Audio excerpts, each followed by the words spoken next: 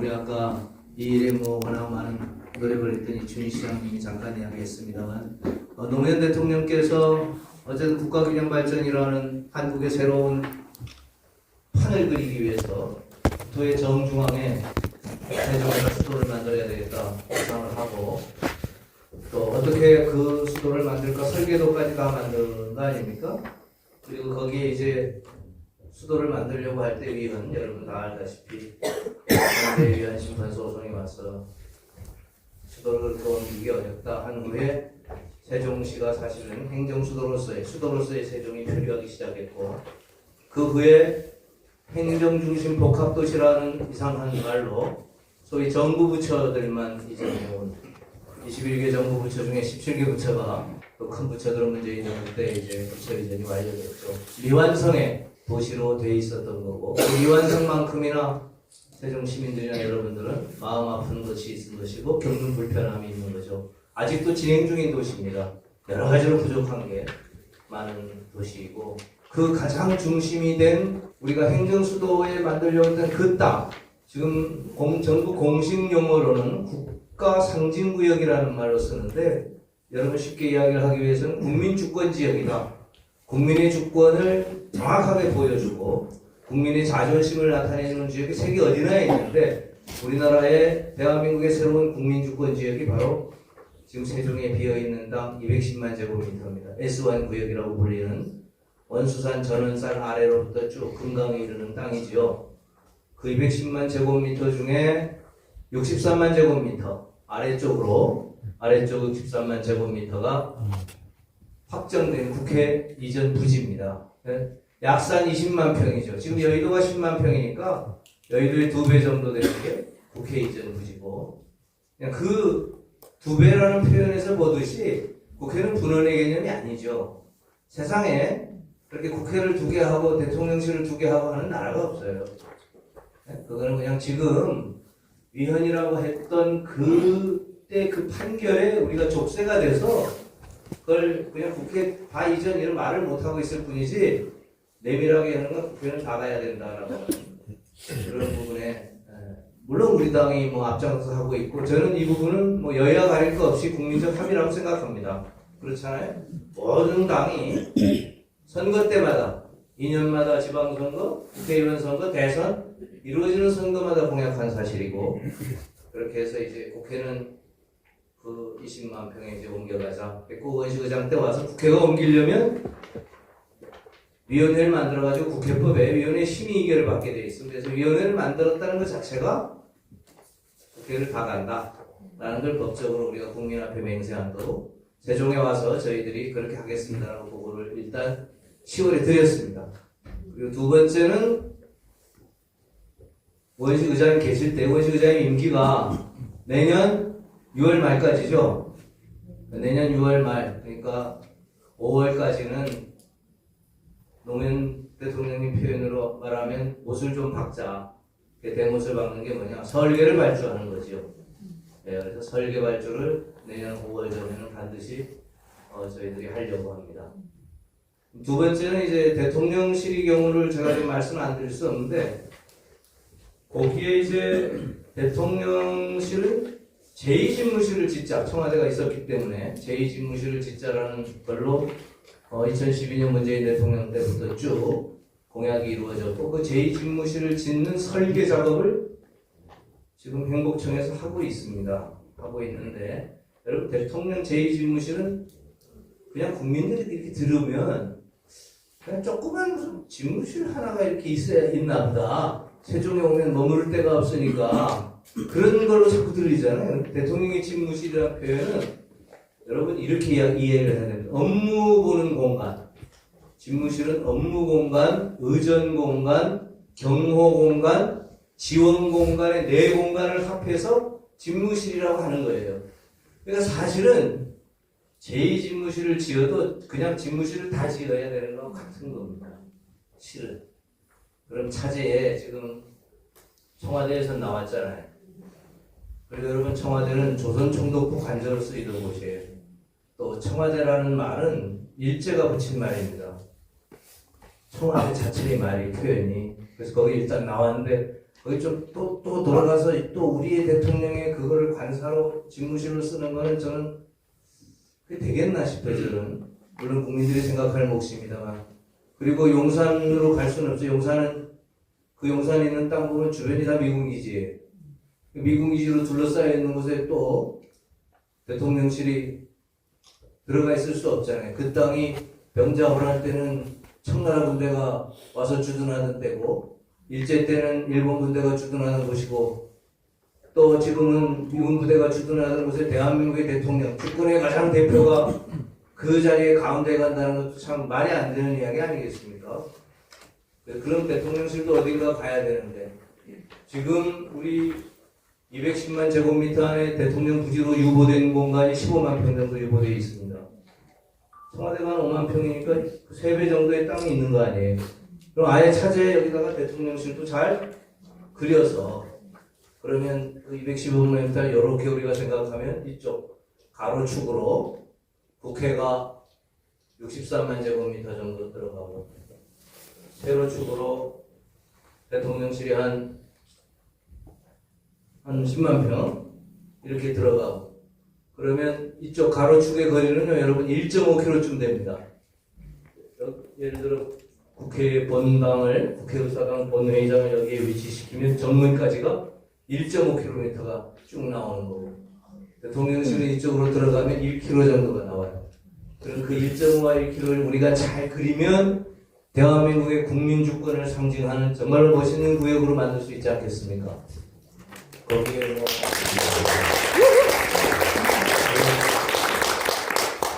우리 국민들이야말로 저는 국민이 나라를 구한 나라라고 생각하는데, 그렇잖아요. 늘 나라가 어려울 때 의병들이 항쟁을 했고, 제국주의 일제시대 때는 우리 선량한 시민들이 나와서 독립만세운동을 불렀고, 또 헛된 대통령이 올 때는 국민들이 나서서 촛불을 들었고, 망령된 대통령이 오니 또 그렇게 촛불 빛을 들고, 그런 국민들이 민주주의를 세운 그런 기념관 같은 것도 그 1km, 대통령실이 오는 1km와 국회가 가는 1.5km의 가운데쯤에 만들어 놓으면 얼마나 좋을까. 우리가 그런 거를 제가 강준현 의원님 모시고 의논하고 있다. 거기다가 이제 강준현 의원님 행정을 하셔서 이거는 건물을 짓는 걸로만 하면 안 된다.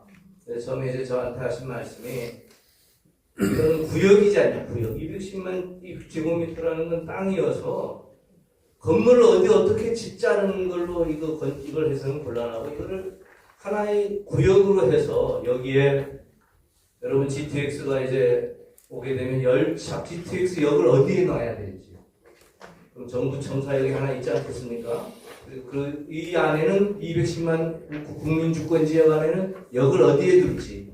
그 역은 예를 들면 대통령실과 국회 축이 만나는 지점쯤에 둬도 좋을 수 있겠죠. 또 그 구역에 밑에 우리 호수공원이나 금강 같은 수로가 있기 때문에 물길도 좀 내서 국민들이 와서 편안하게 세종시민들이 쉬고 놀고 힐링하고 이런 장소도 만들고, 그런 시설이 또 그런 것들이 굉장히 우리 세종이 부족하잖아요. 외국 같은 데 보면 거기에 국립박물관도 놓고 미술관도 놓고 뭐 과학박물관도 놓고 막 이러거든요. 우리 자라나오는 어린아이들, 학생들도 와서 수학여행, 교육여행 와서 그런 것들을 느끼고 배울 수 있는 구역으로 만들자. 그래서 정말로 그 210만 제곱미터가 어떤 면에서는 아직까지 유보된 땅으로 여기까지 온 게 굉장히 안타깝고 슬픔이 거기에 세종시민의 아픔이 있지만, 한편으로 생각하면 좀 다행스러운 아직 남아있는 곳이기 때문에 우리가 마지막 그거를 우리가 잘 써서 세종이 미래로 가는, 여러분들이 정말 세계적인 도시로 가는, 세종에 이사오고 세종에 살고 세종에서 돌아가시는 게 너무나 영광스럽게 생각할 수 있는 도시로 만드는 게 저희들의 임무다, 이렇게 생각하고, 그것을 여러분 뭐 민주당이 다음에는 집권하지 않겠습니까?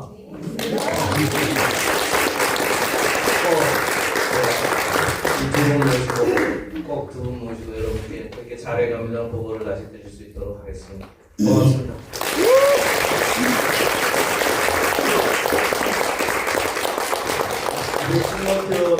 210만 평방미터 감사 나오시잖아요. 63만 평이에요. 그러니까 대통령 집무실하고 국회 세동이사당하고 나머지 자녀부지에서 그게 이제 아까 말씀드린 지금 현재 워딩으로는 국가상기구역인데 지금 말씀은 국민주권공간으로 하자 이거예요. 그냥 국가상기구역이 아니고 국민주권공간으로. 이번에 경험 사태 때 우리 의회 권력을 받잖아요. 우리 의회가 어떤 일을 하는지. 그래서 그 워딩을 좀 바꿔쓰겠다고 이제 송대호 의원님께서 국민주권구역 이렇게 워딩을 바꿨습니다. 63만 평이니까 요즘에 의정부에 다니면서 그 워싱턴 내셔널볼을 설명드렸잖아요, 그죠? 네. 호주 캔버라도 말씀드렸고, 그다음에 독일도 말씀드렸고, 그 말씀하실 거고요. 굉장히 세밀하게 지금 앞으로 우리 위원님께서 내년에 이제 5월달까지 아까 오원식 의장님께서 내부서 맡겠다고 하셨잖아요. 그걸 책임지고 이제 망치를 하실 겁니다. 다시 한번 오래 박수.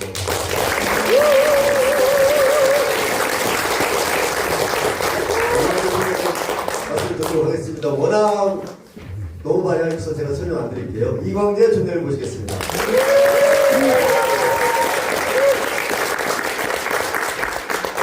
이제 올해가 한 전기가 될 것 같아요. 올해 대선 때 이걸 못 이루면 우리 못 이뤄요. 20년 전보다 훨씬 더 상황이 어려웠어요. 왜냐하면 대한민국 경제 자체가 어려워요. 여기 지금 빈산가 많죠. 서울이 많아요. 그래서 우리가 국회의사당을 옮겨오거나 용산에 있는 대통령실을 옮겨오거나 이랬을 때 뭔가 이게 수도권하고 이게 위닝이 되는 걸 해야 돼서 그래야만 저는 가능성이 많아진다고 하는데 먼저 첫 번째로 보면은 국회의사당을 현재로 봐서는 그 법률상 헌법재판소는 국회 본회의장은 옮기지 못하기로 되어 있어요. 의장실. 이렇게 되면 이게 이제 반쪽 국회가 되면은 일단 그거 자체가 효율적이지 못하고 두 번째 문제는 그러면 여기 있는 세종시 공무원들은 또 길거리 복장을 또 국회 가서 보고하고 또 다녀야 되거든요. 차제 이거를 이제 국회 전체를 옮겨와야 되는데 그럼 여의도 국회의사당은 그게 공시지가로 대략 10만 평인데 약 6조 원쯤 합니다. 평당 6천만 원쯤 하는데 거기를 우리가 옮겨오고 대신 거기가 국제금융지구로 해서 주면은 여의도도 좋고 이것도 좋게 될 거다. 그래서 이 국회의사당 전체를 옮겨오는 것을 목표로 해야 된다는 걸 첫 번째로 우리가 하나 알겠고요. 두 번째 대통령실은 이제 용산 대통령실에 저기 있을 수가 없어요. 왜냐하면 하나는 이게 대통령하고 군인들하고 같이 있으니까 이 못된 생각을 자꾸 하게 돼요. 굉장히 위험하기도 하고 그리고 오다 보니까 하얏트 호텔에서 방 빌려가지고 보면 대통령이 사는 집이 개 끌고 다니는 것도 다 볼 수 있어요. 이렇게 위험한 데를 그래서는 안 되겠다. 이번에는 대통령실이 불가피하게 이전이 불가피하다고 봅니다. 그러면 대통령실에 우리가 이전을 목표로 해야 된다. 현재 이제 제2집무실이 아직 짓고 있으니까 여기 가서 일단 대통령이 와도 살 집이 없잖아요. 그럼 이제 제2집무실을 우리가 추진해야 되고 그러면 우리가 무엇을 해야 되냐면은 총리가 여기는 집도 있고 사무실도 있잖아요. 총리가 굳이 서울에다가 있을 필요가 있겠다. 그래서 총리는 아예 세종시로 좀 내려와야 된다. 여기서 공직자와 더불어서 대부분 총리는 내치 일이 대부분이잖아요. 외치보다는.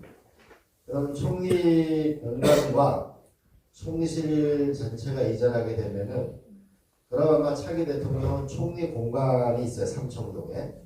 그리고 그 뒤에 보면 안가가 두 채가 있고 그 뒤에 보면은 대통령 비서실장 공간이 있어요. 그러다면 차기 대통령이 아마 거기를 쓰면은 집으로 쓰고 그리고 어차피 영빈관은 써야 돼요. 영빈관 새로 하나 지려면은 몇천억 원이 돈이 들어가고 하기 때문에 결국은 일부 청와대 시설을 쓰고 총리가 이쪽으로 완전히 내려오는 것으로 하고 그렇게 하고 대통령이 그쪽으로 들어가서 일을 하는 게 저는 현실적이지 않겠는가. 목표는 하나 더 드리는 게 총리를 완전히 이곳으로 와야 된다. 공직자와 더불어서 일을 해야 된다. 그리고 총리는 이제 내치 업무에 집중하는 사람이 돼야 된다. 그럼 이제 여러분은 총리와 매일 만나고 사는 거예요. 그러면 이제 대통령실의 이전을 이걸 반드시 해야 되는 게 우리가 이제 국무회의를 매주 화요일날 하게 되는데 한 번은 대통령이 하고 한 번은 총리가 하고 자꾸 이래 여기가 정착이 되지. 그러지 않으면 지금 많은 국장 이상들이 전부 서울로 이 길거리 국장이 되니까 많은 국장들이 저한테 애로를 호소하는 게 이 부하 직원들을 업무를 가르칠 시간이 없다는 거예요. 그리고 그 전에 막 혼도 내고 이렇게 되는데 지금 그럴 시간이 없다는 거예요. 그래서 이 문제를 줄여야 되고 또 주말 되고 또 전부 서울에 올라가고 이렇게 되면은 집중도가 떨어져요. 그래서 이번 대통령실의 제25실을 하고 그다음에 대통령이 주재하는 국무회의를 이거 세종시에서 하는 국무회의를 그래서 한 달에 얼마면 두 번이면 두 번 이렇게 자꾸 명문화해야만 자꾸 우리가 오다 보면 정이 들고 그게 자꾸 정착이 되는 거잖아요. 그죠? 그래야 공직사회도 여기 정착 안정돼요. 언제 대통령이 부를지도 모르는데 서울에 갈 수가 없잖아요. 그래서 여기를 그것을 해내는 게 저는 중요하다고 보고 또 하나는 우리가 앞으로의 시설 중에 제가 사무총장 할 때 여러 가지 시설이 있을 수 있는데 가장 중요한 시설 중에 하나가 이번에 국회의사당 올 때 그 근처에 이제 철도가 생기는데 대형 컨퍼런스를 할 수 있는 것을 만들어요. 그러니까 전시도 하고 회의도 하고 이런 큰 공간이 필요해요. 여기에 지금 호텔도 많지가 않잖아요. 그래서 이게 대형 컨퍼런스나 이런 대형 회의, 국제 회의 이런 걸 할 수 있는 컨퍼런스를 아예 이번에 국회의사당에 올라오고 같이 하는 게 좋겠다 그런 생각을 듭니다. 그런데 그런 걸 이제 어떻게 할 거냐라고 보면은 이제 용산에도 선물을 줘야 되는데 노무현 대통령께서는 이제 그 용산이 그 미군 기지가 옮기게 되면 그게 100만 평입니다. 그 녹지로 100만 평이면 뉴욕 딱 센트럴 파크만한 게 100만 평이 생깁니다. 그러면은 여러분 서울역 옆에, 용산역 옆에, 그죠? 용산역이 점점 좋아지고 있죠. 그 옆으로 가면 만약 미군 부대 삼각지 옆에 있는 미군 부대가 다 나가게 되면은 저는 제가 볼 때는 앞으로 강남이 아니고 용산이 대한민국 중심이 된다고. 그러면 그 용산하고 이번 여의도의 국제업무지구가 이게 서로 결합하게 다리 하나 건너면 있기 때문에 거기가 앞으로 저는 대한민국의 새로운 중심으로 거듭나게 될 것이고 그러면 용산 주민들한테는 그것을 주고 우리가 이쪽 대통령실까지 장기적으로 이전에 오면은 맞겠다는 생각이 들고 또 길게 내다보면은 우리가 대통령과 국무총리의 분권형을 좀 역할을 분담해서 했으면 좋겠다라고 하는 게 있는데 만약 대통령하고 국무총리가 여기가 인구 40만 도시에 둘이 같이 있으면 어떻게 되겠어요? 아마 대통령이 자연스럽게 내치하고 일정 부분 역할하고 좀 분리하는 이런 효과도 저는 가져오게 될 거라고 봅니다. 그런데 이거를 할 수 있는 절호의 기회는 저는 이번 대통령 선거라고 생각합니다. 왜냐하면 제가 국회 사무총장 할 때도 보면은 이거 어떻게 하는지 국회의원을 안 내려오요. 노립되고 조립되고. 근데 여기 충청도 표가 무서우니까 하긴 해야 되는데 이제 이러고 있거든요. 그때 이거를 확실하게 이번에 못 막아주는 거는 이번 대통령 선거다. 그래서 아마 그 탄핵이 인용되고 나면 틀림없이 이제 본격적으로 저는 개헌 문제가 논의가 될 거라고 봅니다. 지금은 이 탄핵 세력하고 싸우는 것이 우리가 지금 이게 지금 주대 이유이기 때문에 개헌을 이야기하는 게 적합치 않지만 아마 탄핵이 인용되고 나면 본격적으로 논의가 될 거라고 저는 제일 중요한 것은 이 행정수도 문제라고 봅니다. 그래서 행정수도 완성은 국회를 완전히 이전한다. 두 번째는 총리실과 총리실 공간 전체를 이전한다. 세 번째는 대통령실 제2 집무실을 장기적으로 대통령실 곳에 논의한다는 것을 이번에 여러분들이 나서가지고 이거는 반드시 대통령 선거 때 집중적으로 이거는 세종시만이 해서되지 않잖아요. 그죠? 대전 충남북이 전체 힘을 모아가지고 이걸 이번에 대통령 선거에 하실 수 있으시겠죠? 네.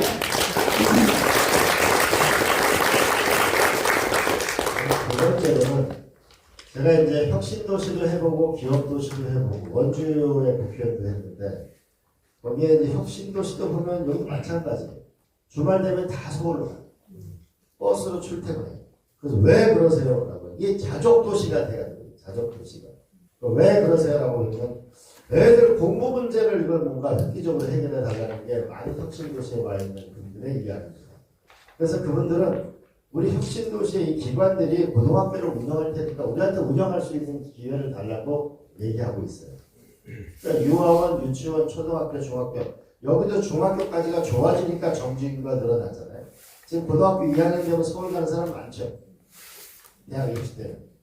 그럼 여기서 유아부터 초중고까지 이거 교육을 어떻게 혁신할 건가가 제가 볼 때는 가장 중요한 문제이고 자족도시를 만드는데 제일 중요한 게 사람이 먹고 의식주를 빼놓고는 제일 최대 산업이 교육산업입니다. 그래서 여기서 다양한 우리가 그 좋은 학교를 만드는 거 더하기 카이스트 같은 데서 우리가 부산에 보면 해운대에 영재고등학교를 가지고 있어요. 카이스트에서 캠퍼스를 만든다고 그러잖아요. 그래서 영재고등학교가 우리가 제주도에 국제학교를 주니까 사람들이 제주도 가서 집 사서 살잖아요. 근데 여기가 우리가 이거를 추진하기가 좋은 게 여기는 다 공무원 자식들이잖아요. 그러면 그런 거를 좋은 학교를 만들면 내 자식도 좋고 우리로 봐서는 자꾸 자족도시가 되는 것이 그 길로 저는 갈 수 있을 거라고 생각해요. 그리고 두 번째는 또 교육을 해야 되는 이유가 이미 뭐냐면 AI 시대가 왔는데 제가 분당에 있는 학생고등학교에 이번에 서울대학교 51명 갔어요. 한 고등학교에서. 일반계 고등학교에서. 근데 이제 우리는 우리 아이들의 교육을 좋게 하는 것도 있지만 여러분 제가 오늘 사실 강의하려고 가져왔었는데 마이크로소프트사에서 칸 아카데미라는 이미 그것을 AI 수학을 벌써 1학년부터 6학년까지 AI 수학을 한국 시장에 이미 진입하고 있어요. 그런데 전국에서 가장 교육 수준이 높다고 하는 분당도 초등학교는 정보학교사가 한 명도 없습니다. 분당도 한 명도 없어요. 우리가 미국하고 한국을 비교하게 되면은 IT 교육이 3분의 1밖에 안 됩니다. 나라가 잘 될 일이 없는 거예요. 그래서 저는 이걸 했으면 좋겠어요. AI 교육의 메카가 이거 세종시가 돼야 된다. 초중고부터 공무원까지. 이걸 우리가 집중적으로 만들어내게 되면은 AI를 통해서 교육이가 필라델피아 이런 데 보면은 전 세계 교육 전시회가 열리게 되는데 교육은 소프트웨어가 많잖아요. 그잖아요. 교육이 우리가 애들이 갖고 노는 교구도 있을 수가 있고 IT 게임도 있을 수 있고 그래서 교육 산업, 교육 전시회 이런 거를 여기서 만들어내게 되면 라스베가스는 이제 개블링이 도박보다 전시 산업이 훨씬 많습니다. 그게 매출액의 60%예요. 그래서 이게 교육 산업 부분으로 우리가 집중적으로 하는 게 우리 아이들의 교육을 위해서도 좋고 그 다음에 교육 산업이 미래 산업이고 그래서 여기서 소프트웨어 산업이나 이런 걸 지원해 준다고 하면 저는 훨씬 더 여기가 미래지향적인 도시가 될 것이다 이렇게 봅니다. 두 번째로는 여기는 공직자가 있는 곳입니다. 그러면 과거 김대중 노무현 대통령 시절은 전자정부가 세계적으로 앞서 나갔는데 이제 전자정부는 세계적으로 안 앞서 나갑니다. 그러면 AI 정부를 우리가 만들어서 이 AI 정부를 전 세계에 팔아먹을 수 있어야 되는데 이번에 미국을 보면은 일론 머스크가 데리고 있던 19살짜리를 우리가 정부 효율화위원회에 데려가지고 하고 있잖아요. 그러면 이 AI 정부를 이번에 새 정부는 핵심적인 사업으로 하고 이 AI 정부를 하려면은 엄청나게 많은 소프트웨어 인력이 여기에 있는 이 지식 자원이나 이걸 가지고 산업을 일으켜야 됩니다.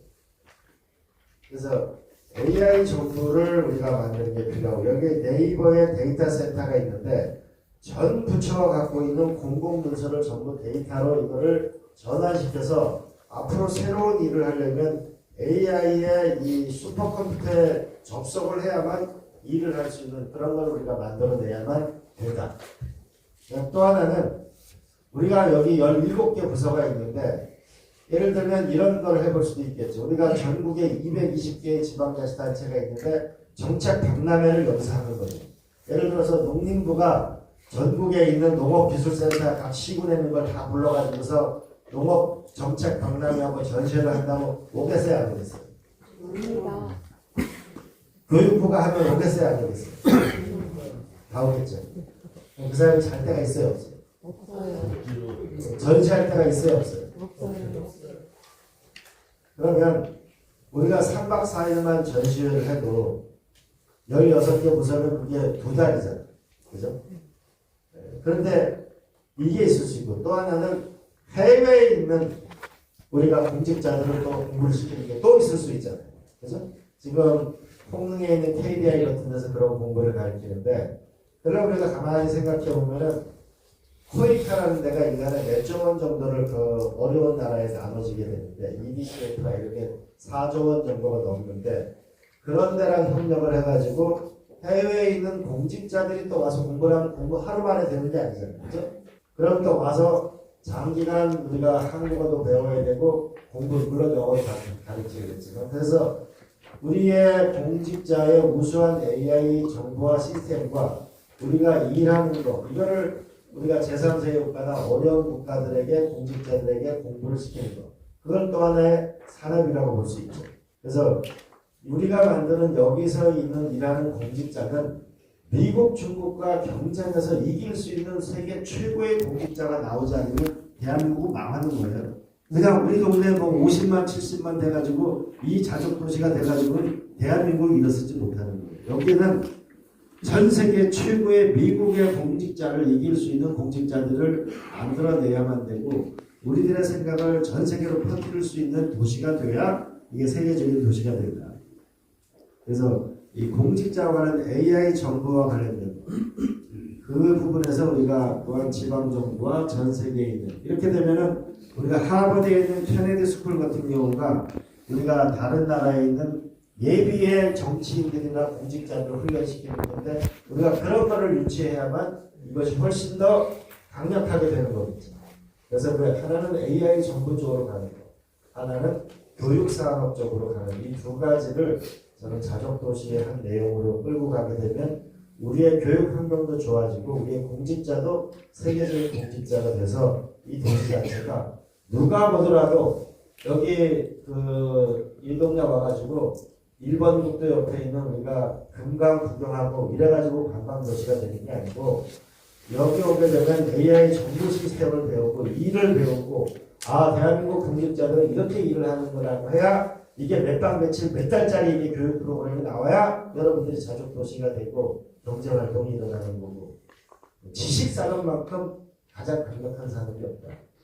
이렇게 보시면 두 가지를 제가 여태까지 한 세종시 한 20년 정도 이렇게 보면서 드는 느낌은 두 가지입니다. 그리고 하나 우리가 명심해야 될 거는, 항상 자족도시의 산업이라고 하는 건 투데이즈 날리지 투마로우즈 비즈니스, 지식이 없으면 절대로 비즈니스가 생겨나지 않아요. 그런 걸 우리가 한번 생각해 볼 수 있고, 세 번째로는 먹는 게 있어야 되잖아요. 그죠? 사람이 이제 공부만 하고 살지는 않잖아요.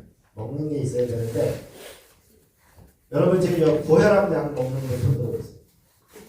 고혈압 약 드시는 거 별로 없네. 여러분 고혈압이 있는 분들이 가는 식당 우리가 메뉴 개발해 본 적 있어요? 우리가 다 같이 먹는 게 뭐예요? 나이 연세 드시면 고혈압, 고지혈증, 뭐 심장계증 이거 다 먹잖아요. 당뇨. 그러면 당뇨가 있는 사람이 우리가 어떤 식당에 가요? 그 집을 어떻게 찾아요? 보리밥을 삶아 먹으면 좋아요? 볶아 먹으면 좋아요? 그리고 무밥을 해서 먹으면 좋아요? 이거를 결국은 사람은 건강하게 사는 게 앞으로 수명 100세 시대인가에 나오기 때문에 제일 건강하게 사는 건 하나는 먹는 거, 운동하는 거, 그 다음에 제일 많이 늘어나는 게 뭐냐? 필라테스하고 명상센터 이런 거죠. 스트레스가 적은 거. 그러면은 먹는 부분에서 세종시의 식당은 다른 식당하고 무슨 차이가 있어요? 뭔가 여기서 식당에 오게 되면 뭔가 이 고지혈증이나 뭐 이 고혈압이나 이런 데 맞는 것이 연구를 해가지고 남다른 게 있어야 되잖아요. 그래 남다른 도시가 되잖아요. 그렇죠? 그것도 또 하나의 산업이에요, 여러분. 또 하나, 여러분 저기 여기 머리 다들 고생하시죠? 그래서 이 먹는 식단도 이게 세계적인 도시가 되려면 그럼 우리는 어떻게 식단을 만들 것인지 여기에는 과연 우리가 스마트팜 같은 뉴욕 한가운데 가면 그 비싼 곳에 뭐냐면 이 스마트팜을 지어가지고서 거기서 양상추나 이런 거 가지고 식당을 만들잖아요. 그러니까 여기에 세종시는 전 세계에 보여줄 수 있는 최고의 도시를 만들어야만 그거 자체가 뉴욕에 있는 그 스마트팜 식당 운영하는 그거 자체가 관광이 되는 거거든요. 그래서 먹는 문제를 우리가 해결하는 거. 또 하나는 이제 사람이 그다음 이제 건강해야 되잖아요. 제일 걱정되는 게 치매 걱정이 제일 걱정이잖아요. 근데 충남대학교로 우리가 왔는데 충남대학교가 흑자가 나요, 적자가 나요? 어떻게 해야 돼요? 우리 동네 사람부터 이 충남대학교를 이 병원을 최고의 병원을 안 만들면 이게 최고의 도시가 돼야 안 돼요. 그럼 숙제가 또 하나 병원 문제를 어떻게 하는가 또 생긴 거죠, 그죠? 자, 그러면 자족도시 일자리가 있어요. 그다음에 집이 있어요. 애들 교육시키는 게 중요해요. 그 다음에 병원이 중요하죠.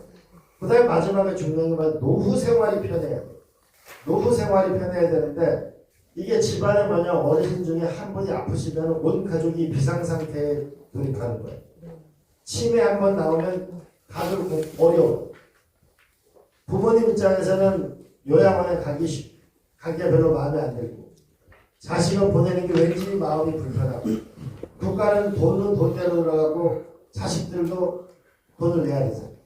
그럼 뭔가 이런 쾌적한 데는 은퇴자 도시를 만들었을 때 은퇴자 한 분은 1.2명을 고용합니다. 그랬을 때 옆에 인근 공주에 있는 인구 다 뺏어가지고 세종시로 데려오지 말고 거기에 우리가 공존할 수 있는 길을 만들어야만 이 도시가 점점 더 좋아질 텐데 그러면 은퇴한 공무원들이 자꾸 서울 가서 살면 되겠어요? 안 되겠어요? 안 돼요. 은퇴한 공무원들이 여기 살아야 되겠죠.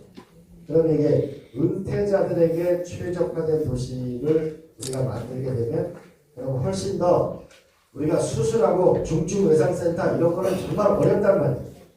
여기에 맞는 병원이 뭐고 우리가 의료시설을 마지막에 은퇴자의 삶이 어떻게 될 거냐. 그러면 애가 태어나서부터 돌아가실 때까지 전 과정에서의 하나의 사이클이 존재하는 도시가 돼야 저는 미래가 될 거라고 생각하고 이 모든 건 어떻게 된다고 이번 대통령상을 갖춰야 된다고 박수 주십니다.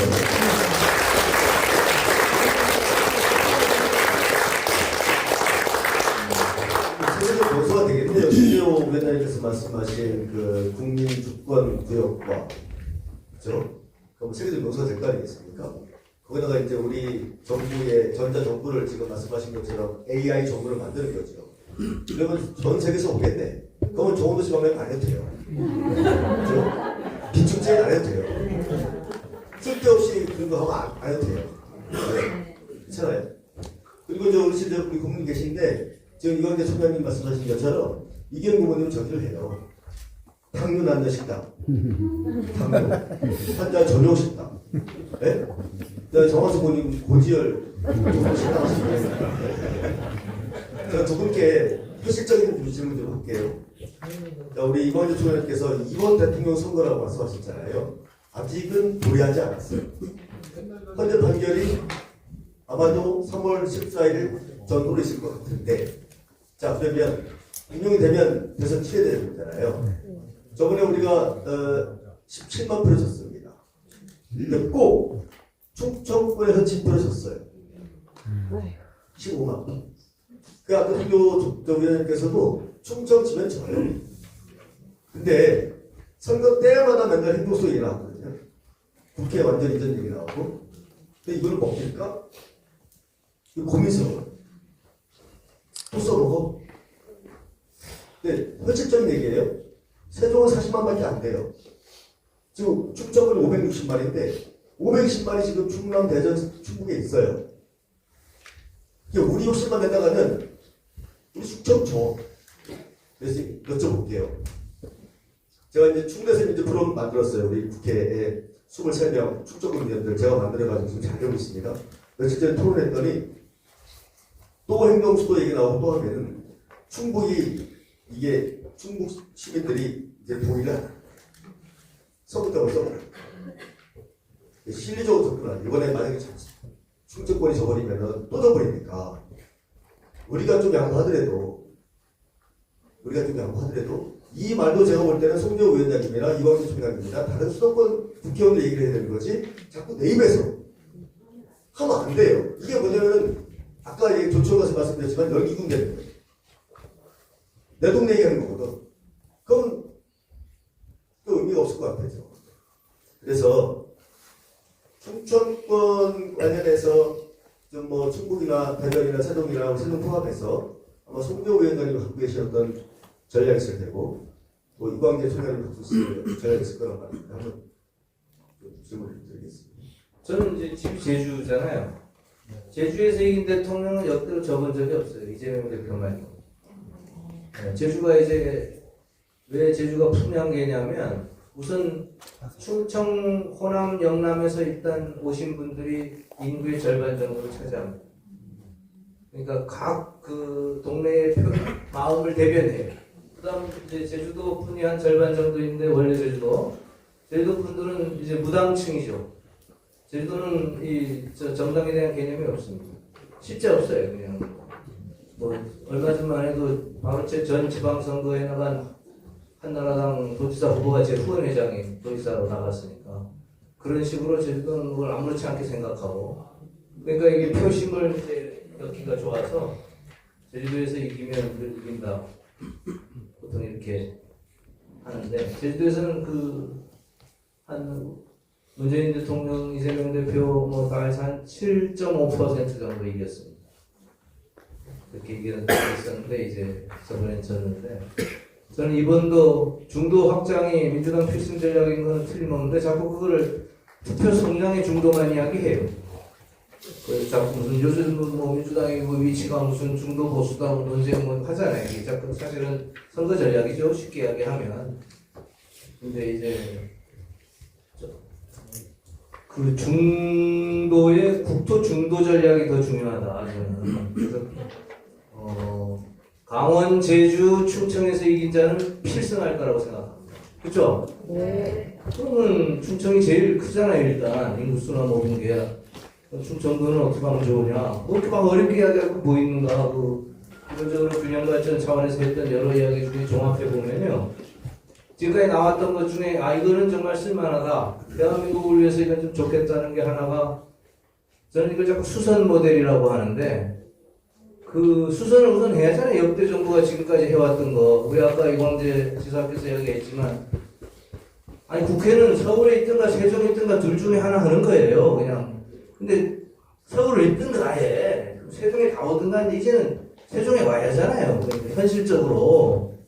그럼 다 오는 거지. 무슨 뭐 자꾸 논쟁할 필요가 없는. 그러니까 이렇게 그렇게 세종에 와서 또 전국에 10개 혁신도시를 만들었어요. 공공기관들 다 이전해서 만들었는데 그게 아직 미완성이거든요. 우리 세종처럼 미완성의 도시들입니다. 그거 빨리 완성시켜야죠. 이게 몇 년입니까? 20년이 더 지난 일인데 그렇게 가 계신 분들 고통스럽게 해서 안 되죠. 그러니까 그걸 우선 수선하고 잘 해드리는 게 국민과 또 모든 인간적인 예의예요. 그러니까 그거부터 하자. 굳이 무슨 이제 행정수도를 하자는 게 아니라 했던 이야기를 빨리 이제 마무리해서 잘 가자는 이야기를 하는 거죠. 일단 그래서 행정수도하고 행정수도가 이게 사실 대한민국의 애인선이잖아요. 이 행정수도가 충청의 중심이 아니고요. 대한민국의 중심인 거예요. 우리의 자존심이고 국민주권구역이 되고 이러면 대한민국을 상징하는 곳인데 그것이 당연히 잘 살고 자족도시가 돼야죠. 더 넘어 글로벌 도시가 돼야 되고. 그러니까 아까 우리 이광재 총장님이 이야기한 AI 컨벤션, 그죠? 그린바이오, 스마트폰 이런 모든 이 일자리와 삶의 현대적 기능들을 잘 갖춘 도시로 만들어야죠. 저는 그렇게 국회와 대통령실이 오면 그렇게 될 거라고 생각합니다. 따라가지 않겠어요. 그래서 정말 이 대한민국의 상징이 돼서 그 효과가 가까이는 충청에 번지는 거고요. 또 조금 멀리는 저 제주도까지도 번져가는 그런 도시가 돼야 되고 그것에 대해서 요즘 검찰 권력, 사법부 권력이 이게 늘 문제되잖아요. 이 사법부 권력을 빼야 되겠다는데 저는 검찰 권력의 뭐라 그럴까요? 해소라 그러면 안 되고 완화 정도를 우리가 반드시 해야 되는데 나는 그 첫 번째가 검찰청은 국가기관이에요. 법원은 성권분립상 좀 그렇지만 가능하면 법원까지 해서 법원과 검찰을 대전에다가 이전시켜서 대전을 행정수도와 같은 일종의 사법수도, 특화수도로 만들었으면 좋겠어요. 대전 정도 되면 대한민국 전 국민이 그죠? 검찰, 법, 사법 서비스를 받는데 뭐 별 지장이 없을 것 같아요. 그렇게 좀 사법수도하고 그 다음에 늘 이제 서운한 게 여러분이 강릉과 목포에는 사돈관계가 없어요. 친구관계도 없고 강릉분한테 이렇게 좁은 국토에서 그렇게 강원도하고 전라남도가 안 친한 나라가 우리나라밖에 없어요. 이 좁은 땅에서. 왜냐하면 이쪽은 아무리 생각해봐 여러분들 교류가 없죠. 아 이쪽은 많은 것 같은데 이쪽은 이렇게 없는 그러니까 이걸 KTX로 연결을 하는 이게 문재인 정부 때 우리 그 KTX 기반 사업 그건 해놔 있습니다. 예산이 들어가기 시작했으니까 강릉에서 목포까지 한 3시간이면 가게 하면 그 중심이 어디쯤 됩니까? 강릉 목포의 중심이 딱 충청북도 지점에 떨어져요. 그럼 충북이 충분한 발전의 잠재력을 갖거든요. 그래서 저는 이제 서울은 할 걸 다 했어요. 수도권 이제 어디 뭐 더 해볼 더 해서는 안 돼요. 그냥 서울 시민을 위해서 더 해서는 안 됩니다. 여기서 서울이 더 팽창하면 서울 사람들이 너무 불쌍해져요. 사는 게 너무 힘들어져요. 그러니까 좀 그걸 나눠서 우리 충청이 또 다른 우리 그 서울, 경기, 인천의 대안으로 저는 가고 또 이어서 부울경, 부산, 울산, 경남, 또 호남도 그렇게 따라오는 그런 게 우리 국가균형발전 축이 되었으면 좋겠습니다. 뭐 그 정도 하면 저는 정책적으로는 좀 축성이 펴 나오겠습니까?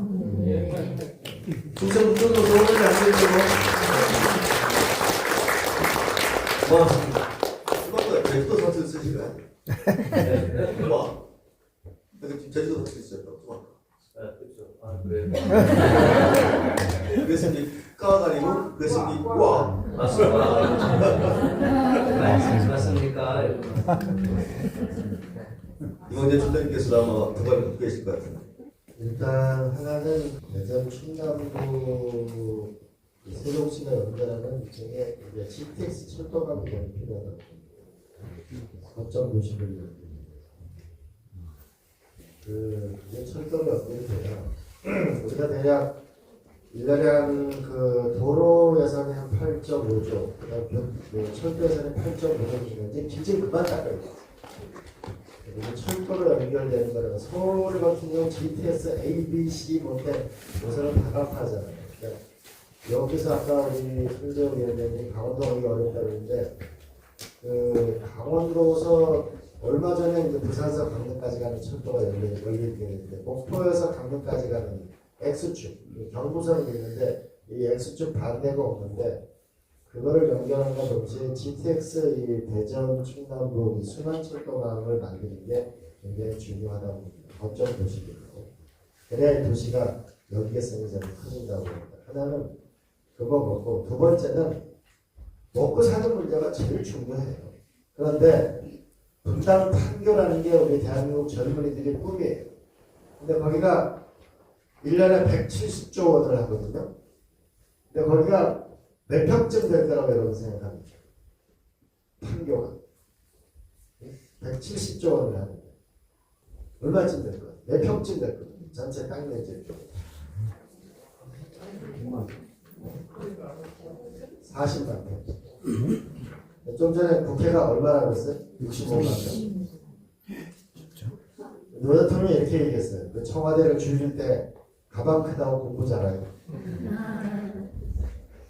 이게 얼만큼 이제 이 컴팩트하게 되게 된다라고 저는 있는데 저는 이번 대통령 선거 때 저는 이게 사명감을 가지고 제가 핵심적으로 하려고 하는 게 여러분 아파트를 짓는데 땅값이 지방은 40%예요. 우리가 애를 학교 기숙사에 있으면 25만 원이고 걔가 바깥에 나오면 80만 원. 항상 지식이 있는 곳에 새로운 산업이 나옵니다. 그러면은 우리가 카이스트하고 충남대학교를 합치면 그게 100만 평입니다. 근데 그 충남대학교 앞에는 논도 있죠. 옛날 농과대학이 있습니다. 거기에 이제 기업이 들어갈 수 있게 해요. 학교 안에. 제가 중국 칭화대학교에 있었는데 그 학교 안에 구글이라는 회사도 들어와 있고 호텔도 학교 안에 2개나 있습니다. 이제 대학교 안에 기업이 들어갈 수 있게 하고 거기에 들어가서 그러면은 학생들은 취직하기가 좋을 거 아니에요.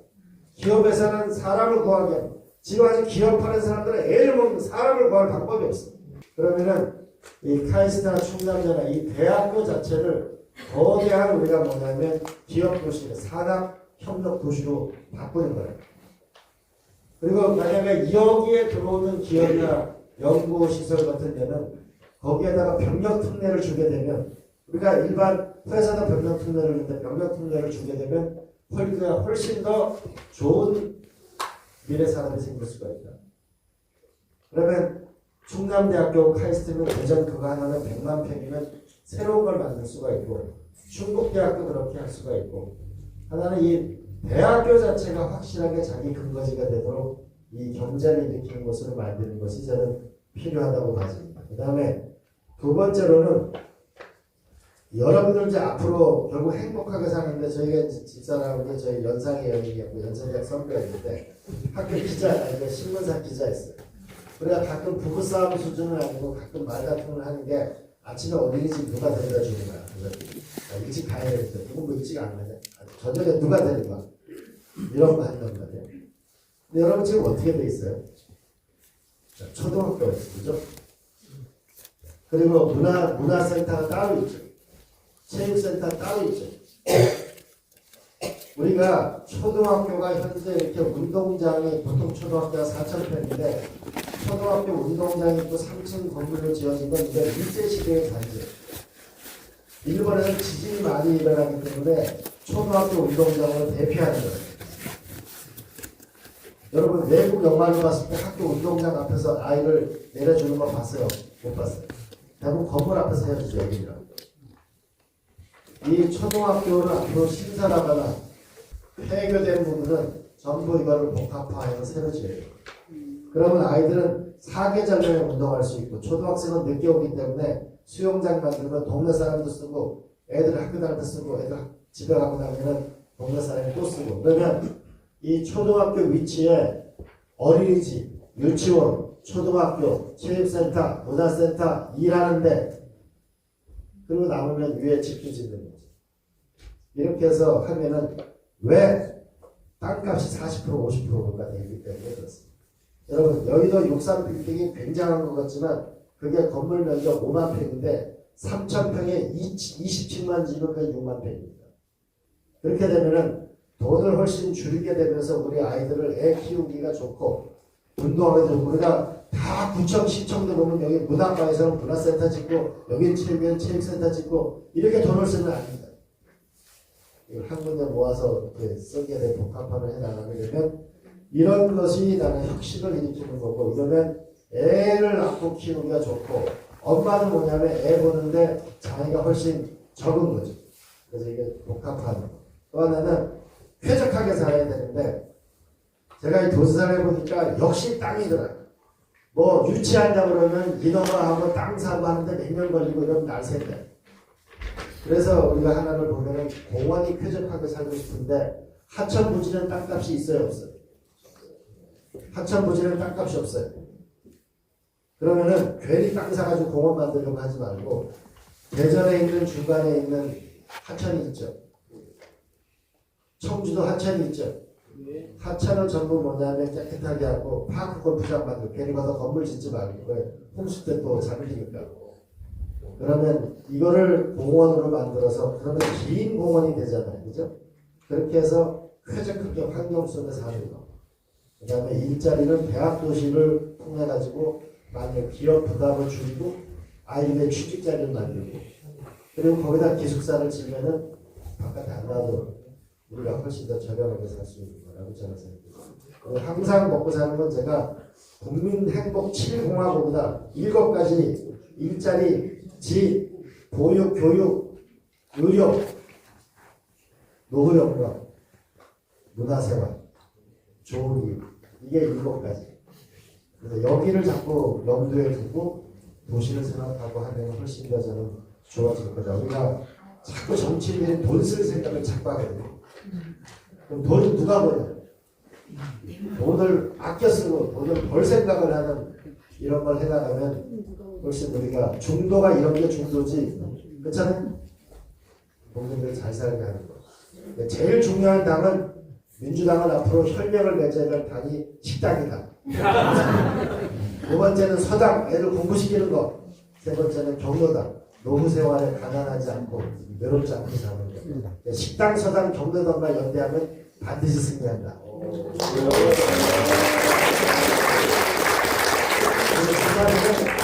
교회당하고 예배당하고 법당하고 성당하고 같이 다 지내요. 우리 당원동지 여러분, 참 죄송한 말씀인데 맨날 제 말만 들으니까 식상하잖아요. 맨날 했는데 또 와. 근데 이렇게 모셔가지고 좋은 말 들으니까 얼마나 좋아요. 그 요즘에 제가 의정 보고 다닐 때 그래요. 우리 공부할 때다. 남의 얘기도 많이 들어야 되고, 정말 제가 국회 가보니까 야, 이런 석학들이 없는 거예요. 요즘에 제가 그 금요일마다 그 정부의 소방부처인데 KDI 경인사가 제 소방부처예요. 근데 제가 갔더니 이제 한국교통연구원, 한국환경연구원, 그다음에 이번에 처음 했거든요. 세계연구원에 묻혀가지고 이거 우리나라에서 싱크탱크거든. 왜 가까이에 두고 있는 사람들한테 우리가 못 배우고 있냐고. 우리 시장 죄송하지만 우리 시대 내가 정보시장 인정해봤는데요. 맨날 그 식국장이라고 놀다 보면은요 머리가 굳어요. 죄송해요. 근데 이 양반들하고 2시간 얘기했는데 와 소름이 끼쳤었어. 모든 아이디어가 거기서 나오는 거예요. 있어요. 이렇게 얘기 듣고 하다 보면은 그래서 저는 의정부에 대해 좀 그런 말씀 많이 드려요. 공부하는 시간이 된다 이제. 예. 공부하는 시간을 쓰면 좋겠고 만약에 우리가 다음에 지방선거도 있고 한데요. 정말 공부하는 공무원이 되고 아까 AI 정도를 말씀하셨는데 공부 안 하면 안 되는 거죠. 네. 공부 안 하면 발전이 없는 거예요. 맨날 그거예요. 거기서 멈춰있고 오늘 또 우리 이광 대통령님이나 우리 송기호 위원장님 저를 또 소름을 끼치게 만드시네. 예, 식당, 서당, 건보당 그리고 또 주말에는 교회당, 성당, 예배당, 법당 예배당. 네. 우리 민주당은 일주일이거든요. 그래서 이제 시간이 없어요. 왜냐면은 저희들이 3월 15일 날 특정을 해가지고 만약에 헌재 판결이 나면은 딱 60일 동안 다 해야 되거든요. 그럼 30일 동안 경선을 다 끝내야 돼요. 이거 시간이 진짜 없는 거죠. 강원도 태백산에 많이 와가지고 사람들이 살아서 천년 죽어서 천년 근데 서양 사람들이 볼 때는 이 나무도 뭐냐면 노화로 죽는데 얘는 왜 천년을 살을까를 연구를 했어요. 그러다 보니까 항암제라는 탁소를 발견했어요. 강원도 옥수수를 길거리 한번 파는 돈을 얼마나 벌어요. 그런데 동의보감에 보면 옥수수 수염을 삶아 먹으면 신장에 좋다고 그렇게 써있는데 우리는 연구를 하는데 광동에서 옥수수 수염 잘 팔아요. 그죠? 아스피린이라고 하는 거는 버드나무 껍질을 삶아 먹으면 열이 내린다는 로마 시대의 그 글을 보고서 찾아낸 게 아스피린. 자, 그러면 여러분 옆에 공주가 있어요. 공주 밤이 유명하잖아요. 정한밤인가? 네. 근데 여러분 율곡이 밤을 먹으면 머리가 좋아진다 해서 율곡이나 다 뭐냐면 밤나무 율자를 씁니다. 근데 제가 이렇게 물어봤어요. 밤을 날거를 먹으면 머리가 좋아져요? 삶아 먹으면 머리가 좋아요? 구워 먹으면 머리가 좋아요? 하루에 3개를 먹어요? 5개를 먹어요? 6개를 먹어야 되는 거예요. 도대체 밤에서 어떤 물질을 찾아내야 돈을 버는 거 아니에요? 우리 바로 옆에 밤나무 안에도 거기서 물질을 찾아내면 어마어마한 산업이 나오고 미래 산업이 나오는데 이걸 언제 밤을 키워가지고 밤에 이거를 돈을 버냐고. 그러니까 우리가 먹고 살고자 하는 이 열망을 가지려면 경제를 일으키려면 지식을 결국 만들어야 된단 말이에요. 그런 면에서 이 세종시 공무원들이 세계 최고의 공무원이 되고 그렇게 해야만 우리가 이 대한민국을 끌고 가는 데가 되는 거고 그러려면 이번 대통령 선거 꼭 이겨야 됩니다.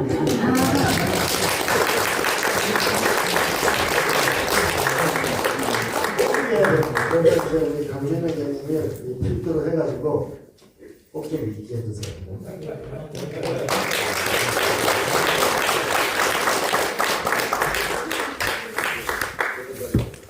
네. 뭐 이하 동문이죠.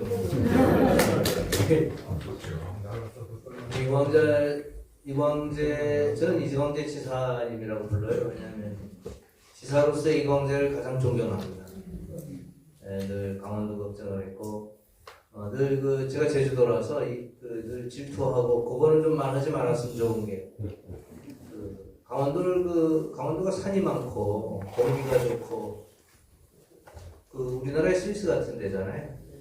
그래서 강원도에 좀 특례를 넣어서 강원도를 의료, 힐링, 건강에 최적지 서울대병원이나 연대병원이나 이게 대규모 병원을 좀 데려다가 그걸 하시겠다고 아마 지사를 계속 하셨으면 했을 거예요. 근데 저는 그걸 정말 망했으면 좋겠다. 그게 제주도에 가야 될 거거든요. 말만 하지 말았으면 좋겠다고 말을 했는데 오늘은 이제 그린바이오 이야기 했잖아요. 이게 제주도나 강원도나 세종 그린바이오까지 하면 안 돼요. 왜냐하면 주권 지역만으로도 충분합니다. 그렇잖아요. 세계적인 수도만은 충분한데 이제는 제주도가 이렇게 깨끗하잖아요. 제주도나 강원도나 그러면 뭐 옥수수를 만들든 상추를 하든 뭐 마늘을 하든 당뇨에 좋은 마늘, 고혈압에 좋은 마늘을 만들 수 있는 시대입니다. 그게 이제 엄청나게 돈이 되는데 그걸 이제 산업화를 못하던 게 그걸 정책으로 하려고 그러니 기존 농민들의 소위 생계 문제하고 걸리잖아요. 기존 농민들을 잘못하면 폐업하게 하거나 기존 마늘을 생산하는 농민들은 어려워지죠. 이런 마늘을 생산해내면. 근데 시대가 바뀌어서 이제는 제주도만 해도 기후 재난 수준입니다. 그러니까 모든 작물이 재해보험 수준이에요. 그러니까 왜 우리 작년에 배추 한 포기에 10,000원 받잖아요. 원래 그보다 더 비싸지 더 싸지지 않을 거다. 온실이라고 하는 게 이게 따뜻하게 해서 소위 작물을 재배하는 체계인데 여름에 너무 더위가 35도, 36도 이렇게 한 열흘 계속되면 비닐하우스에 냉장고를 넣어야 될지 모르는 그래서 농업 자체가 스마트화하지 않으면 안 되는 시대로 이제 자꾸 간 거죠. 그래서 이제 드디어 그린바이오도 제주도와 제주도 농민들을 대상으로 이제는 그것을 좀 의견을 모을 때가 돼서 합의를 이룰 수 있는 시점에 와 있다. 그런 것들이 사실은 굉장히 우리가 살 수 있는, 먹고 살 수 있는 일이기도 합니다. 어쨌든 여러분 우리가 민주당의 식당, 서당, 경무당하고 연대해서 반드시 필승하도록 하고 꼭 우리 충청에서부터 그 바람을 일으켜 주시고 그런 의미에서 우리 강주현 의원도 많이 좀 동료하고 사랑해 주시고 이렇게 격려해 주시기 바랍니다. 고맙습니다.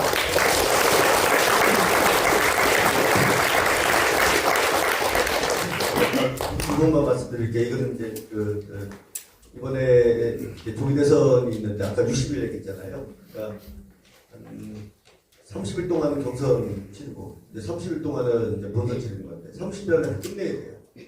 끝내야 되는데 그때 우리가 저 22대 때 경선을 뭐 했냐면요. 벌당원 투표하고 선거인단 투표를 했어요. 그 선거인단 모집을 했잖아요. 1차, 2차, 3차 해가지고. 그래서 뭐 슈퍼위크 해가지고 몰아서 했잖아요. 주말에. 1차, 2차, 3차 해가지고. 이번에 어떤 걱정을 하냐면은 우리 당에서 정가훈 집단하고 소년보 집단하고 극우 세력들이 선거인단에 들어올 거라는 거예요. 근데 실제로 저번에 신천지가 들어왔었어요. 22대 경선 때. 이번에 규모는 어마어마할 것이다. 그냥 10,000명, 20,000명이 아니고 몇십만 명이 된다. 우리 지난 22대 경선 때 100만이거든요. 120만이었다. 근데 이번에는 얘들이 막 움직이게 되면은 60만, 70만 가능하다. 그러면 결과가 어떻게 되겠어요? 우리 민주당 선거 결과가 왜곡이 되는 거예요. 웃긴 일이 들어와서 물 흐르는 거지. 그래서 그거 좀 대비를 해야 되겠다. 헌재 판결 나기 이전에 우리 당원들한테 교육도 좀 하고 이렇게 해서 이 구구 세력들이 이제 뭉쳐가지고 70만, 100만이 와가지고 쳐들어와서 이걸 막 투표를 해버리면 어떤 결과가 실제 모르거든요. 그 대응해도 막지는 못해요. 그럼 어떻게 할 건가에 대해서 고민을 해야 될 것 같아요. 근데 그 시간이 얼마 안 되는 거예요. 20일 동안 해야 되는 거니까. 그래서 당에서 뭐 이제 절차를 빨리빨리 60일 동안 해야 되는 거니까 좀 따뜻하게 좀 짜고 있으니까 제가 좀 귀찮게 하더라도 우리 방송국 여러분께서 좀 같이 정보를 공유하고 또 말씀을 나누고 이렇게 그런 자리를 마련하도록 하겠습니다. 혹시 여기 노원 대통령님하고 손정호 위원장님한테 질문 있으세요? 예. 아니, 말씀 잘 들었고요. 질문에 앞서가지고 새삼스럽게 노무현 대통령이 생각나는데 다른 게 아니고 이광재 선생님께 여쭤볼 게 있는데 지난 노무현 대통령 때 그 헌재에서 그 불문법인 관습헌법을 들먹이면서 신행정서 특별법을 위헌판결을 내리지 않았어요. 저는 개인적으로는 그 판결 자체를 서울 이익 집단을 위한 경강부의적인 판단이라고 생각하는데 단도직입적으로 여쭤봤을 때 선생님께서는 그 지금의 저는 솔직히 세종시가 아까 계속 세 분께서 말씀하셨듯이 세종시가 완전한 이제 행정수도로서 기능하나 치면 그 헌재 그 판단을 뒤집어야 되는 이제 시대가 도래했지 않나 싶은데 선생님께서 생각하시기에 그 당시의 헌재 판단이 어땠다고 생각되시는지 여쭤보겠습니다. 당시의 헌재 판결은 황당한 판결이라고 봐야죠. 관습헌법이라는 것 자체가 존재하지 않는 판결이라고 봐야죠. 지금 그러함에도 불구하고 당시 헌재에 그런 판결이 있었기 때문에 우리가 이번에 세종시를 완전하게 이전하려면 헌법을 개정해야 된다. 이게 깨끗하고 전 국민을 설득하기에도 좋고 우리 충청도민들을 한 마음으로 모으기도 좋다. 다만 22년하고 지금하고 다른 점은 여의도 국회의사당에 오려면 여의도에 확실하게 국민지구를 주고 대통령실을 이전하려면 또 용산에도 확실한 제도를 주고 수도권과 지방이 모두 어려워요. 지금 서로의 빅딜을 하는 것을 큰 것으로 보고 이런 개헌을 해야 된다. 그런 거를 저는 사실은 87년 6월 항쟁 때 보면 41일 만에 헌법을 개정했습니다. 사실 여야가 합의만 하면은 못할 것도 없어요. 이번에는 저는 정말 개인적으로 희망하기는 그 탄핵 끝나고 나면 여야가 합의할 수 있는 최소한의 것은 세종시에 오자는 거 그거 저쪽 국민의힘이 반대하기 전 어려울 거라고 봐요. 그렇지 않을까요? 그 반대하면 질 텐데. 그래서 이런 거를 좀 이번에 이 대전 충남도에 있는 도민들이 언론인들이 계속 문제제기해서 어떤 여야의 어떤 대선 후보가 오더라도 이것을 공약으로 하는 것을 자꾸 만들어가지고 저는 좀 대한 이번에 대선 때 투표를 같이 하면 좋지 않아요. 그래서 그렇게 했으면 제일 베스트겠다. 라고 하고 이거는 정말 우리가 굉장한 20년 전보다 훨씬 더 큰 노력을 기울여는 당시에 여기 충청도 이해창 후보가 있었습니다. 근데 노무현 후보가 당시 17% 이상 압승을 했는데 이번에 여기서 우리가 압도적으로 이기면은 이길 수 있어요. 그래서 우리가 이 국회의사당을 확실히 데리고 오고 총리실도 확실히 오고 대통령실도 확실히 올 수 있도록 그렇게 하기 위해서 우리 식당 서당 정로당과 연구해서 반드시 이거 좀 아까 총장님께서 말씀하셨는데 근데 그 국민의힘 지금 시장이 저한테 뭐 세종시법을 전부 개정을 확보하는데 거기다가 무슨 행정수도라는 말 써가지고요. 근데 안 된다 그랬어요. 그거 안 되거든요. 용역해가지고 또 이만큼 해가지고 가져갔어요. 근데 그 세종시법을 발의할 사람은 저밖에 없어요. 다른 동네 의원이 하겠어요, 그걸? 안 하죠. 안 한다 그랬어요. 덧붙이면요. 우리나라 선문헌법이니까 관습헌법이 아니죠. 저는 우리 세종 저희 위원회 처음 할 때 위원도 우리 15명인데 두 분이 국민의힘 의원이에요. 그 중에 한 분이 이제 장동혁 의원이 이제 국민의힘 최고위원 하는 그분이 법조인이죠 아마. 그 마이크를 들었더니 그분이 첫 말에 그게 잘못됐다는 거야. 우선 판결이 잘못됐다고 우리보다 더 막 흥분해서 이야기해서 이제 당장 다시 신청하자고 헌재에다가 이거 좀 그만히 있으라 그랬는데 그거는 일단 행정 수거 자체가 저는 위헌 판결이 제가 헌재의 권위를 무시하는 게 아니고 헌재의 판결은 다시 한번 저는 해석할 여지가 있다고 보고요. 아까 우리 다 동의했듯이 이번 대선 과정을 거치면서 7공화국의 반석을 넣어야죠. 그 개헌을 해서 그 부분은 깔끔하게 마무리돼야 되고 며칠 전에 그 두 분이서 국회에서 행정수도 세종얘기를 가지고 또 국회 토론을 했습니다. 이 자리에서 말씀 안 하시는데 거기서는 그런 이 대안도 이광재 총장께서 헌법 개정은 이렇게 하면 다 해결이 된다는 것까지 민주당 내에는 합의된 안이 있기 때문에 그 부분을 여러분들 크게 염려를 하지 않으셔도 잘 되리라고 생각합니다. 세종시에 사는 김웅수입니다. 그 3당을 말씀하셨는데 저는 3성을 말씀드리고 삼성은 가정에서의 가장 기본이 삼성인데 삼성이 뭐냐면 기계소리의 기성, 뱉지 않은 기계소리, 그 아이 울음소리의 아성, 그 다음에 책을 읽는 독성, 기성, 아성, 독성이 가정에서 있어야 그 가정이 행함이 있다고 배웠습니다. 그 삼성이 가정에서만이 아니라 사회, 국가에서도 반드시 필요하다고 생각합니다. 그 기본이 항상 의정자한테 머릿속에 항상 있어야 된다고 봅니다. 그리고 제1공화국에 대해서 잠깐 말씀드려보면 아까 국회의사당, 대통령 집무실 이게 핵심으로 보는데 그 임기에 대한 원포인트는 그 원포인트 7공화국은 안 된다고 봐요.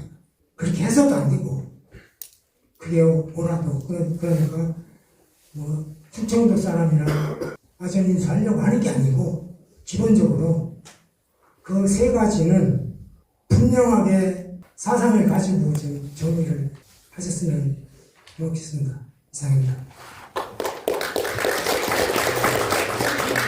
기성, 아성, 독성 이런 건 정치인이 살아가는데 가져야 될 방법이라고 말씀을 그렇게 이해하고요. 이번에는 20년 전에 제가 노무현 대통령하고 이 행정수도를 했을 때는 그때는 서울이 좋았을 때예요.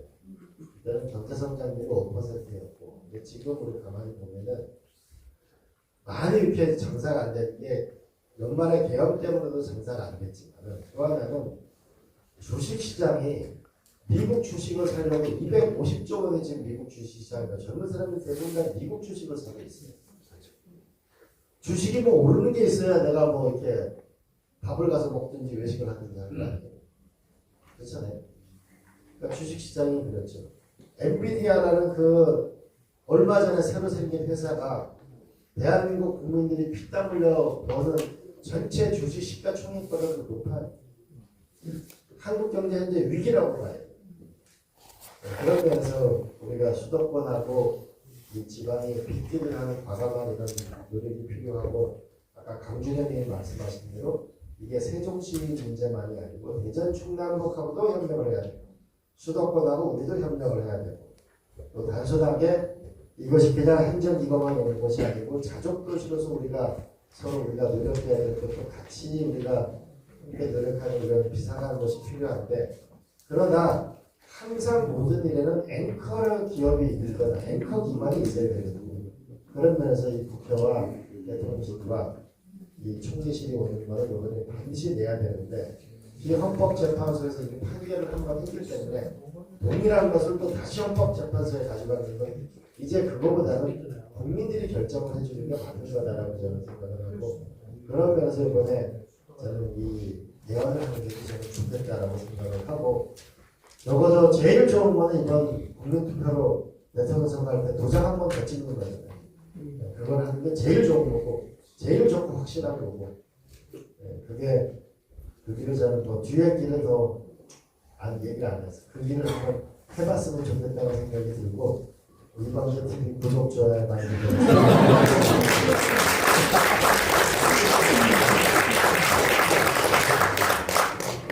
저도 좀 해주세요. 저도 안 들어요. 저도 저 인스타하고 저 강주현 TV 쓰니까 모닝글 좀 구독 해주시고. 저 보실 때 저 송기호 위원장님은 저보다 몇배씩 이광재 총장님하고 저보다 더 먹어요. 큰일 나겠다. 싸우겠다. 저는 동안됩니다. 지금. 그래서 저는 늘 부러워요. 뭐 옛날부터 이제 아까 우리 주시장께서 말씀하셨지만 뭐 무슨 땡땡 뭐 우광재 뭐 했었잖아요. 그때 한참 젊었을 텐데. 네? 우광재 좌회전 했었어요? 아 그랬었어요? 그때부터 부러웠던 거죠. 그때부터 이 중앙에 있었으니까 큰 힘을 가지고 있었으니까 얼마나 많은 걸 배웠겠고 요즘에 국회에서 많이 만나면은 참 많이 배웁니다. 또 송기호 위원장님한테 국회에서 다 걸리면 끌고 가시는데 참 속도감 있게 또 아주 그냥 일관되게 하시는 거 보면은 전문성이 없으면 안 되겠다는 생각이 많이 들었어요. 오늘 질의를 다 마치신 걸로 알고 마무리 되겠습니까? 네. 고맙습니다.